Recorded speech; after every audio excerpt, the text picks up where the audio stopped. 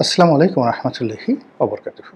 সম্মানিত দর্শক, বর্তমান সরকারের সঙ্গে বিএনপির যে সম্পর্ক, এই সম্পর্কটা আমরা সবাই জানি এটা একটা অহিনকল সম্পর্ক এবং দা কুমড়ার সম্পর্ক। বিএনপি এটা মুখ ফুটে কিছু বলছে না, আবার সরকারও কিন্তু মুখ ফুটে সামান্য হালকার মধ্যে কিছু বলেছে।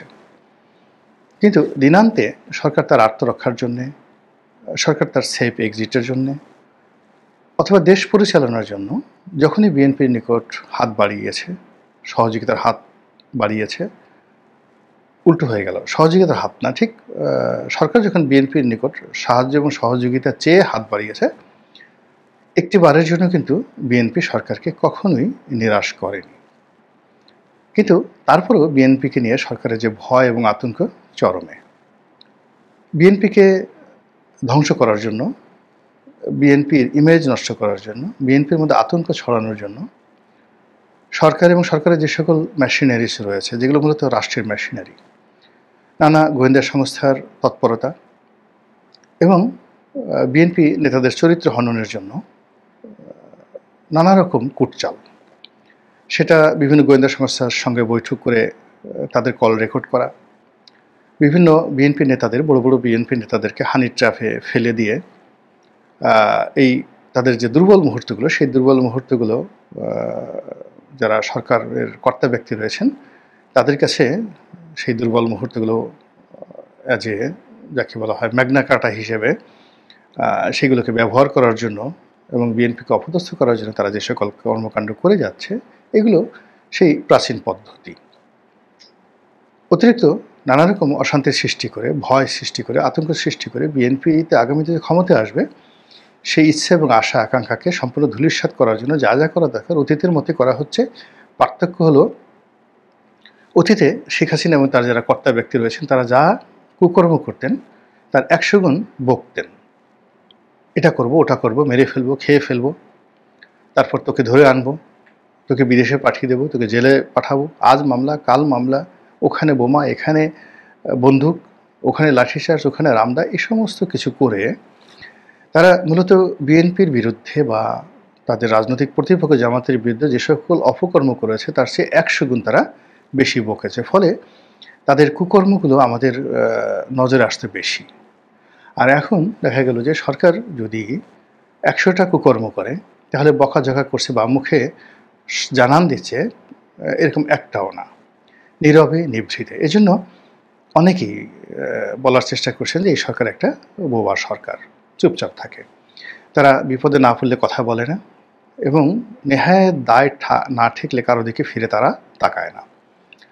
এবং এই যে বোয়ার কোনো শত্রু নেই, নীরবে নিভৃতে কাজ করার চাইতে আর লাভজনক কোনো কিছু নেই, এই তথ্যটি বর্তমান যে তত্ত্বাবধায়ক সরকার নয়, অন্তর্বর্তীকালীন সরকার ডক্টর মোহাম্মদ ইউনূস, তিনি এবং তার যারা সঙ্গী সাথী তারা করে যাচ্ছেন। কিন্তু তার সত্ত্বেও আওয়ামী লীগের যে চরিত্র, সেই কাজের চেয়ে কর্ম বেশি, কাজের চেয়ে নড়াচড়া বেশি, তারপরে শেষে হম্বিতম্বি বেশি। তো এই জিনিসগুলো মাঝে মধ্যে অনেকে করে ফেলেন। তাদেরকেও যারা এই ফেসবুক কেন্দ্রিক বেশি কাজকর্ম করেন, অর্থাৎ এই সরকারের মধ্যে যে সকল কর্মকর্তা কর্মচারী মিডিয়া বান্ধব বা মিডিয়া পছন্দ করেন কিংবা সোশ্যাল মিডিয়াতে যারা খুব ঘন ঘন উপস্থিত হন, তো তারা যখনই মুখ খুলেন, কথা বলেন, তখন একটা না একটা সমস্যার সৃষ্টি করে, একেবারে শেখ হাসিনার মতো বা আওয়ামী লীগের মতো। এখানে মাহফুজ বলেন, নাহিদ বলেন, সার্জিস বলেন, যারাই বা প্রধান উপদেষ্টা তথ্য সচিব বলেন, যারা এই Facebook related, social media related বা গণমাধ্যম রিলেটেড কোনো কথা বলেন, কোনো কর্ম করেন বা গণমাধ্যমের দৃষ্টি আকর্ষণের চেষ্টা করেন এবং মুখ খোলার চেষ্টা করেন, তখনই একটা না একটা আপদ বিপদে জড়িয়ে পড়েন। এবং তাদের এই আপদ বিপদের কারণে কি হচ্ছে, সরকারও বিব্রত হচ্ছে এবং ইউনূস সাহেবের যে ম্যাটিকুলাস যে ডিজাইনগুলো, সেই ডিজাইনগুলো মাঝে মধ্যে প্রকাশিত হয়ে যাচ্ছে। আর প্রকাশ হওয়ার কারণে, গোপনীয়তা না থাকার কারণে দেখা যাচ্ছে তিনি তার সেই যে পরিকল্পনা, সেই পরিকল্পনা থেকে পিছু হটতে বাধ্য হন।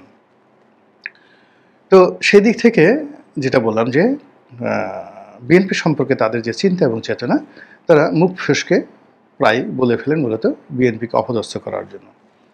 কিন্তু কালের বিবর্তনে যেটি হয়, তারা যে কথাগুলো বলেন সেই কথাগুলো আবার তাদের বিরুদ্ধেই বুমেরাং হয়ে যায়।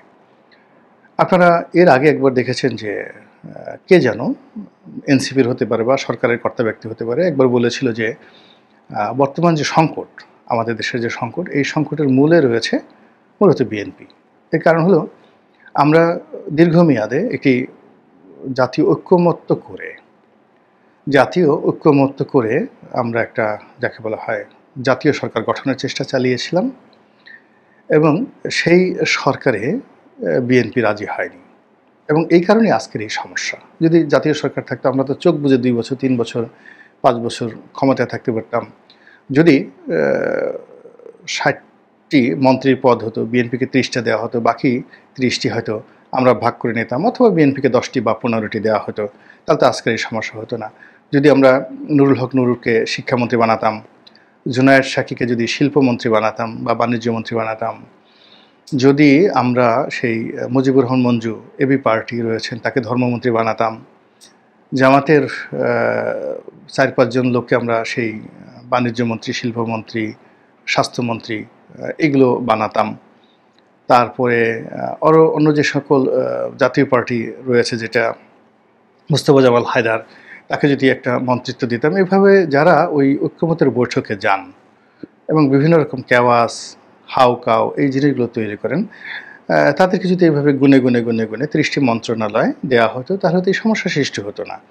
আবার বিএনপি যে সমস্ত লোকজন আছেন, ধরুন মির্জা আব্বাস, মির্জা ফখরুল, ডক্টর মঈন খান, তারপরে সালাউদ্দিন সাহেব, এরকম ধরেন 15 জন 20 জন যারা আছেন, বিএনপির তো আসলে এরকম মন্ত্রী হওয়ার মতো 20 থেকে 25 জন এই মুহূর্তে নড়াচড়া করছেন না। তো এরকম 20-25 জন লোককে যদি মন্ত্রী দেওয়া হতো, তাহলে তো আসলে কোনো কিছুই সমস্যা হতো না। চরমোনাই বলেন, তারপরে মামুনুল হক বলেন, মামুনুল হককে পর্যটন মন্ত্রী বানানো হতো, তারপরে চরমোনাইয়ের পীর সাহেব আছেন, তাকে যদি প্রাথমিক এবং গণশিক্ষা মন্ত্রী বানানো হতো, এটা অসুবিধা কী? কোনো অসুবিধা তো ছিল না। তো এইভাবে যদি মিলে তাল করে একটা কাজকর্ম করা হতো, তাহলে তো আমাদের এই সমস্যাগুলো হতো না। একটা সুন্দর কথা, এবং এই কথায় জনগণ উদ্বেলিত হবে। কিন্তু এই বক্তব্য কে যেন দিয়েছিলেন এই ঘটনার পরে কয়েক মাস চলে গেছে। এই কয়েক মাসে সরকারের যে মুখোশ উন্মোচিত হয়েছে, সরকারের যারা কর্তা ব্যক্তি, উপদেষ্টা মণ্ডলীতে রয়েছেন, তাদের যে মুখোশ উন্মোচিত হয়েছে, এতে করে যে ঘটনা হলো, বিএনপি যে জাতীয় সরকারে যোগদান করেনি, এটা আমার কাছে মনে হয়েছে একটা স্মার্ট ডিসিশন। কিন্তু যখন এই ডক্টর মোহাম্মদ ইউনূসের পক্ষ থেকে বা তার সরকারের পক্ষ থেকে কে যেন বলেছিল, অথবা এনসিপির পক্ষ থেকে, যে আমরা বিএনপিকে বলেছিলাম জাতীয় সরকারের জন্য, কিন্তু বিএনপি সেটাতে রাজি হয়নি, তখন আমার নিজের মধ্যে একটা কিন্তু কনফিউশন তৈরি হয়েছিল যে আসলে কি ঘটনাটা সত্য কিনা, বা বিএনপি বা তারেক রহমান সাহেব এই কাজটা কেন করলেন। কিন্তু এখন যেটা মনে হচ্ছে যে বিএনপি যদি এই কাজটি করতো, তাহলে এই সময়টিতে যা কিছু হচ্ছে সরকার তার সকল দায় দায়িত্ব বিএনপির কাঁধে চাপিয়ে তারা নিশ্চিন্তে নাকে তেল দিয়ে ঘুমাতে পারত, এবং বিএনপিকে ফাঁসির মঞ্চে উঠিয়ে দিয়ে তারা বাংলাদেশ থেকে নিরাপদে নিশ্চিন্তে তারা চলে যেতে পারত। আশরাফ থানির মতো বা অন্য যারা আফগানিস্তানে যে সকল লোক আমেরিকান তাবেদার ছিলেন, তাদের মতো করে একটা তাবেদারও কিন্তু ধরা পড়েনি। আমেরিকা তাদেরকে নিয়ে গেছে, আর তারাও নিশ্চিন্তে সেখানে প্লেনে করে চলে যেতে পেরেছে। কিন্তু বিএনপির নেতাকর্মীর সংখ্যা এত বেশি, তারা আসলে এই দেশে কয়জন যেতে পারত? এক তারেক রহমান সাহেব আছেন, তারপরে মোসাদ্দেক আলী ফালু, তারপরে গিয়াসউদ্দিন আল মামুন, যারা জিয়া পরিবারের এবং তারেক জিয়ার সঙ্গে তার ঘনিষ্ঠ সম্পর্ক। তো ফালু সাহেব তো দেশের বাইরে ছিলেন, একবার দুবার জেলে গেছেন। তারপরে সেই বিএনপির খুব প্রভাবশালী ব্যবসায়ী নেতা আব্দুল আল মিন্টু একবার দুবার জেলে গেছেন, কিন্তু তিনি তার ওয়েল কানেকশন, তিনি সুন্দরভাবে বের হয়ে আসতে পেরেছেন। আর বাকি যারা আছেন এখন নড়াচড়া করছেন, যারা বেশিরভাগ সময় জেলে কাটিয়েছেন, তো এরকম কিছু লোক আছেন যারা খুব বুদ্ধিমান, প্রজ্ঞাবান, সফল, কৌশলী, তারা হয়তো এই রক্ষা পাবেন বা তারা হয়তো বেঁচে থাকবেন যদি বিএনপির কোনো বিপদ আবার আসে। কিন্তু বিএনপির যারা সাধারণ আমজনতা, বিএনপির যারা সাধারণ নেতা এবং কর্মী, তারা কিন্তু আগের যে কোনো সময়ের সাথে আরও 100 গুণ বেশি বিপদে পড়বেন।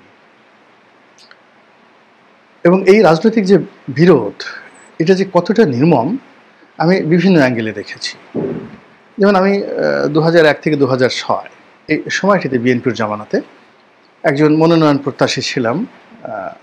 সেই মনোনয়ন প্রত্যাশী হিসেবে বিএনপির যে যন্ত্রণা, হাওয়া ভবনের যে যন্ত্রণা একজন ব্যবসায়ী হিসেবে, তারপর তাদের যে রাজনীতির প্রতিপক্ষের উপর তাদের যে দমন পীড়ন ২০০১ থেকে ৬ পর্যন্ত, আমি এটা ভুলতে পারবো না।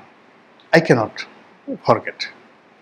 আবার আওয়ামী লীগের এমপি হিসেবে ২০০৯ থেকে ১৪ পর্যন্ত, যেহেতু তখন আমার ক্ষমতা ছিল, ফলে ওই সময়টাতে আমার উপর যে আঘাতগুলো এসেছে ওইগুলো আসলে গায়ে লাগেনি। এমনকি আমি জেলে গেছি, ওটাও কিন্তু আমার গায়ে লাগেনি। পুরো রাষ্ট্রযন্ত্র, জুডিশিয়ারি, পলিটিক্যাল যে পাওয়ার, এটা বিভক্ত হয়ে গেছিলো আমাকে কেন্দ্র করে, ফলে আমার গায়ে লাগেনি। কিন্তু ২০১৪ সনে আমার গায়ে আঁচ লাগতে শুরু করলো। আওয়ামী লীগে ছিলাম ২০১৪ থেকে ১৮, কিন্তু নীরবে নিভৃতি থেকে শুধু সত্য কথা বলা যাওয়ার চেষ্টা করেছি, লেখালেখি করার চেষ্টা করেছি। ফলে রাজনীতির প্রতিহিংসা না হলেও চাপ, তাপ এবং উত্তাপ আমার উপর ছিল। কিন্তু যখন আমি বিএনপিতে আসলাম, তখন আমি এতটা টার্গেটে ছিলাম যে কোথাও যদি আমাকে পাঠানো হতো বিএনপির, একেবারে ডাইরেক্ট শ্যুট করে দেওয়া হতো।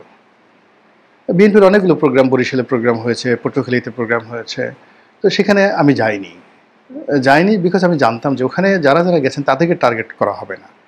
আমাকে দেখলেই পটুয়াখালীর যারা আওয়ামী লীগের লোকজন, ছাত্রলীগের লোকজন, যুবলীগের লোকজন, বরিশালের লোকজন, কিংবা আমার যে ইমেজগুলো আছে সেই ইমেজ দিয়ে যদি আমি বিএনপির যে কোনো প্রোগ্রামে সারা বাংলাদেশে যেতাম, বিএনপি নেতাকর্মীদের মধ্যে ওই সময়টাতে দারুণ একটা, যাকে বলা হয়, জাগরণ হতো। কিন্তু আমি বা আমার সঙ্গে যারা থাকতেন তাদের আরও অনেক হাজার হাজার মামলায় আসামি হতে হতো।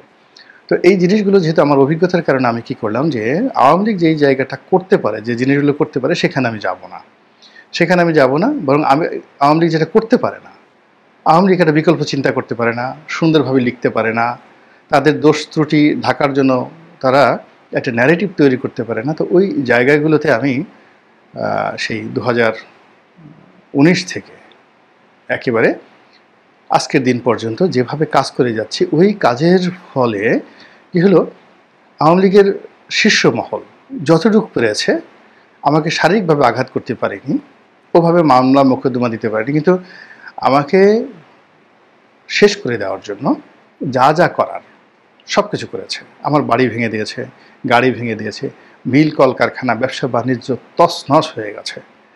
তো এইরকম মানে বিএনপির যারা আমার মতো হাজার হাজার নেতাকর্মী রয়েছেন, যাকে যেভাবে পেরেছে প্রতিপক্ষ মামলা দিয়েছে, মার দিয়েছে, বাড়িঘর পুড়িয়েছে, যার যার মতো ক্ষতিগ্রস্ত হয়নি এমন কম লোক রয়েছেন। কিন্তু যারা বিদেশে গেছে, নিরাপদে থেকেছেন, এমনকি যারা জেলে গিয়ে জেল থেকে বের হননি, যারা দুবাই ছিলেন, ব্যাংকক ছিলেন, সিঙ্গাপুর ছিলেন, যারা এখন সুন্দরভাবে চলে এসেছেন, মূলত আসলে তারা একটা সেফ জোনে থেকে যে কাজগুলো করেছেন, আর আমরা যারা বাংলাদেশে একেবারে রাক্ষস খক্ষসের মুখের মধ্যে থেকে যে কথাগুলো বলেছি, এটা এত সহজ বিষয় ছিল না।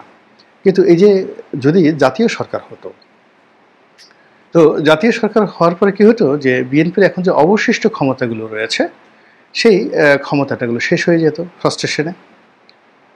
২ নম্বর হলো যে বিএনপির যে সকল ধড়িবাজ লোকজন রয়েছেন, মন্দ লোক রয়েছেন, তারা এই গত 11 মাসে যে কাজকর্ম করছেন তার চেয়ে আরও 100 গুণ বেশি খারাপ কাজ করতেন। এবং সরকার তাদের লোকজন থাকলে তারা জামাতের সঙ্গে, এনসিপির সঙ্গে পাল্লা দিয়ে মন্ত্রণালয় দখল, এই ভিটে মাটির দখল, মানে এটা একটা জাতীয় সরকার না বলে একটা জাতীয় লুটেরা বাহিনী তৈরি হয়ে যেত। এবং সেই কাজটি বিএনপি যারা শীর্ষ নেতৃবৃন্দ তারা করেনি, তারা বুঝতে পেরেছেন। এই কারণে আমার কাছে মনে হচ্ছে যে বাংলাদেশে আজকের এই খুব অল্প সময়ের মধ্যে আমরা সরকারের যে মুখোশ এটা দেখতে পাচ্ছি। এখানে যারা অনেক লোক রয়েছেন তারা যে সকল কর্মকাণ্ড করছেন, এই সকল কর্মকাণ্ড তারা যে করতে পারে না, আমরা 1 বছর আগে আমাদেরকে মেরে ফেলে আমরা বিশ্বাস করতাম না। অথচ এখন একেবারে দালিলিক প্রমাণ, এই লোক এই অপকর্ম করেছে, এত টাকা মেরেছে, এত সুযোগ নিয়েছে, সুবিধা নিয়েছে, এই চক্রান্ত করেছে, ইত্যাদি ইত্যাদি নানা রকম কথা এখন আমাদের কাছে যেটা দালিলিক প্রমাণ সহ সামনে হাজির হয়ে যাচ্ছে, যে কথাগুলো বললে আমরা কখনো বিশ্বাস করতে পারতাম না। এবং এই জন্য সংগত কারণে বিএনপি যারা শীর্ষ নেতৃত্ব রয়েছে তাদেরকে ধন্যবাদ দিতে হবে। তা না হলে এই আপদ, এই বিপদ যদি 5 বছর চলতো, 5 বছর চলার পরে পুরো দেশের যে স্ট্রাকচার রয়েছে, এখন ধরেন আমরা আমেরিকার ভয় পাচ্ছি, আমেরিকা সৈন্য পাঠাবে, সেন্ট মার্টিন নিয়ে যাবে, ইত্যাদি ইত্যাদি।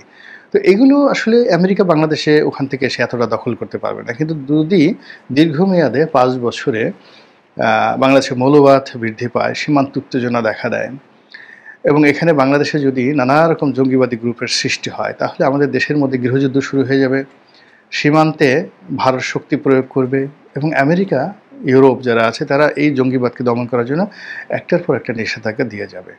তো এই বিষয়গুলো যাওয়ার আগেই আমরা এই সরকারের যারা কর্তা ব্যক্তি রয়েছে তাদের উপদেশ বুঝতে পারছি, উদ্দেশ্য বুঝতে পারছি, তাদের নৈতিক মান বুঝতে পেরেছি, তাদের যোগ্যতা কতটুকু এবং তারা আগামী দিনে যে কয়দিন থাকবেন সেই কয়দিনে কতটুকু ক্ষয়ক্ষতি করতে পারেন, এই জিনিসগুলো আন্দাজ করতে পেরেছি এবং সেই অনুযায়ী কিন্তু আমরা নিজেদের মন মানসিকতা প্রস্তুত করছি। এবং এই কাজের জন্য আমি মনে করি বিএনপিকে কিছুটা হলেও ধন্যবাদ দিতে হয়। কিন্তু তারা যদি জাতীয় সরকার করে ফেলতো, আমরা একেবারে বিএনপি শেষ না হওয়া পর্যন্ত, যেহেতু বিএনপি একটা বড় দল, আপনি চিন্তা করেন আওয়ামী লীগ শেষ হওয়ার জন্য মানে ক্ষমতাচ্যুত হওয়ার জন্য 15 বছর অপেক্ষা করতে হয়েছে। তো বিএনপিকে যদি কোনো কারণে জাতীয় সরকারে ঢোকানো হতো, সেই বিএনপির 20 জন মন্ত্রী ধরেন বা 30 জন মন্ত্রী ধরেন, তারা সবাই ডক্টর মোহাম্মদ ইউনূসের স্লেভ হয়ে যেত, চাকর হয়ে যেত, কেউ কারো কথা শুনতো না। এবং মন্ত্রণালয়ের সচিব থেকে শুরু করে এরকম আরও যে কে পোস্টগুলো, এই কয়েকদিন আগে যে সমস্ত বিএনপি নেতাকর্মীদের যাকে বলা হয় সংসার চলতো না, এখন দেখা গেল যে এরকম অপদার্থ হয়তো কোনো মন্ত্রীর 91 সালে কোনো মন্ত্রীর পিএস ছিল, এপিএস ছিল বা কোনো মন্ত্রীর পিআরও ছিল, সেই সমস্ত লোক দেখা গেল যে কোনো একটা সরকারি দপ্তরের পরিচালক হয়ে গেছে, কোনো একটা সরকারি দপ্তরের চেয়ারম্যান হয়ে গেছে। এবং অবাক করার ব্যাপার হলো যে এই সমস্ত লোকজন মানে সাধারণত যারা সফল জীবনে, মানে তাদের গত 15 বছরে তাদের ধারে কাছে কখনো আসেনি। এই সমস্ত লোকজন যে বিএনপি করে এটা আমরা ভুলেই গিয়েছিলাম। মানে তারা তাদের সেই জীবন জীবিকার জন্য খালি নানা রকম কথাবার্তা বলতো। কিন্তু কি হলো, এই যখন একটা প্রেক্ষাপট তৈরি হলো, এটা কি ইউনূস সাহেবের সঙ্গে যোগাযোগ করে নাকি নাহিদের সাথে যোগাযোগ করে কিভাবে যে তারা পদ পদবি বাগিয়ে দিয়েছে, বিশ্বাস করেন শত শত, সেটা স্কুলের গভর্নিং বডি বলেন, কলেজের গভর্নিং বডি বলেন, বিশ্ববিদ্যালয়ের সিন্ডিকেট মেম্বার বলেন, ব্যাংকের পরিচালক বলেন, এই হাজার হাজার যে সরকারি পদগুলো রয়েছে যেগুলো রাজনৈতিকভাবে পূরণ করা হয়, বিভিন্ন কর্পোরেশনের যে সকল বোর্ড অফ ডিরেক্টর রয়েছে, সব জায়গা থেকে দেখেন বিএনপির লোক কীভাবে ঢুকে গেছে। এবং তারা ঢুকে, যে লোক সিএনজি চালাতে পারতো না এখন সে পাজরে নিয়ে ঘুরছে, বউকে নিয়ে ঘুরছে, ছেলে মেয়েকে নিয়ে ঘুরছে, বিভিন্ন সরকারি গেস্ট হাউসে গিয়ে উঠছে। তো এই লোকগুলো যখন 5 বছর মেয়াদে এই সুযোগ সুবিধাটা পেত এবং যদি সরকারে তাদের লোক থাকতো, তাহলে এই পুরো সেক্টরটা বিএনপির দখল হয়ে যেত। এবং যারা এই দখল করতো তারা তারেক রহমান সাহেবকে নিয়ে চিন্তা করতো না, যেভাবে অতীতে করেনি। তারা বেগম জিয়া মরে গেলেন না বেঁচে থাকলেন এটা নিয়ে কোনো চিন্তা করতেন না। তারা চিন্তা করতেন যে এখন যেভাবে আছে এভাবে থাকুক এবং ইউনূস সাহেব আমাদের একেবারে বলা হয় যে প্রভু, আমাদের লিডার, আমাদের আলা হজরত, তিনি যা বলবেন সেটাই জিন্দাবাদ। এবং বিএনপির একটা বিরাট টপ যদি এরকম 4-5 হাজার লোক এর সঙ্গে জড়িত হতো এবং বিএনপির জাতীয় সরকার হওয়ার সাথে সাথে আপনি দেখতেন যে 2025 সনের জানুয়ারি ফেব্রুয়ারি মাসে, 2025 মানে এই চলতি মাসে জানুয়ারি ফেব্রুয়ারি মাসে স্থানীয় সরকার নির্বাচন হয়ে যেত এবং সমস্ত পৌরসভা থেকে শুরু করে যারা এই বিএনপির লোকজন হতেন, চেয়ারম্যান, মেম্বার, পৌরসভার মেয়র, তারাও ডক্টর মোহাম্মদ ইউনূসের চাকর বাকর হয়ে যেত এবং সবাই মিলে গণশত্রুতে পরিণত করত তারেক রহমান সাহেবকে, যে এই লোকটা দেশের শত্রু। বেগম জিয়াকে তারা শেখ হাসিনার পর্যায়ে তারা নামিয়ে নিয়ে আসতো। আর এখন যেটা হচ্ছে, এই বিএনপির যারা শীর্ষ নেতৃত্ব তাদের বুদ্ধিমত্তার কারণে এখন এই সরকারের স্বরূপ, বিএনপির যে অবস্থা, এটা অন্তত অনুধাবন করার শক্তি বিএনপি নেতাকর্মীদের মধ্যে চলে এসেছে। মহান আল্লাহ আমাদের সবাইকে হেদায়েত দান করুন এবং হেফাজত করুন। আসসালামু আলাইকুম ওয়া রাহমাতুল্লাহি ওয়া বারাকাতুহু।